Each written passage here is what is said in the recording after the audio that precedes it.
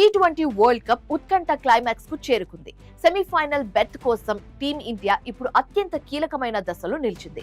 ఒకవైపు జింబాబ్వేతో జరగబోయే పోరు, మరోవైపు సౌత్ ఆఫ్రికా వెస్టిండీస్ మ్యాచ్ ఫలితాలపై భారత్ భవిష్యత్తు ఆధారపడి ఉంది. సూర్యకుమార్ యాదవ్ నేతృత్వంలోని భారత్ జట్టు సెమీస్ చేరాలంటే ఏం జరగాలి? గ్రూప్ స్టేజ్ లో మారిన సమీకరణాలు ఏంటి? ఆ ఇంట్రెస్టింగ్ డీటెయిల్స్ ఈ రిపోర్ట్ లో చూద్దాం. T20 ప్రపంచ కప్ లో ఇప్పుడు అసలైన వేట మొదలైంది. గ్రూప్ దశ ముగుస్తున్న తరుణంలో సెమీస్ రేసు రసవత్తరంగా మారింది. భారత జట్టు సెమీఫైనల్ చేరాలంటే జింబాబ్వేపై విజయం సాధించడం అత్యవసరంగా మారింది. కేవలం గెలవడమే కాదు, నెట్ రన్ రేట్ విషయంలో కూడా జాగ్రత్త పడాల్సిన పరిస్థితి నెలకొంది.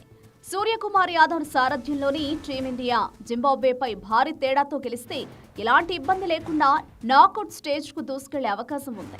అయితే ఈ సమీకరణం కేవలం భారత్ చేతిలోనే లేదు. మరోవైపు జరుగుతున్న సౌత్ ఆఫ్రికా వెస్టిండీస్ జట్ల మధ్య పోరు కూడా భారత్ సెమీస్ అవకాశాలను ప్రభావితం చేయనుంది. ఒకవేళ జింబాబ్వే చేతిలో భారత్ అనూహ్యంగా ఓడిపోతే అప్పుడు ఇతర జట్ల జయాపజయాలపై ఆధారపడాల్సి వస్తుంది. ముఖ్యంగా వెస్టిండీస్ తన తదుపరి మ్యాచ్ లో భారీ విజయం సాధిస్తే భారత్ పాయింట్ల పట్టికలో వెనుకబడే ప్రమాదం ఉంది. అందుకే జింబాబ్వేపై గెలిచి నేరుగా సెమీస్ లోకి అడుగు పెట్టాలని సూర్యసేన పట్టుదలతో ఉంది. ప్రస్తుత పాయింట్ల పట్టికను గమనిస్తే భారత్ మెరుగైన స్థానంలోనే ఉన్నప్పటికీ క్రికెట్ అన్సర్టనిటీకి పెట్టింది పేరు. అందుకే ఏ చిన్న పొరపాటు జరిగినా అది ఇంటికి దారితీసే ప్రమాదం ఉంది. జింబాబ్వే జట్టు కూడా ఈ టోర్నీలో పటిష్టంగా కనిపిస్తుండటంతో టీమిండియా ఈ మ్యాచ్ ను ఏమాత్రం తేలిగ్గా తీసుకోవడం లేదు.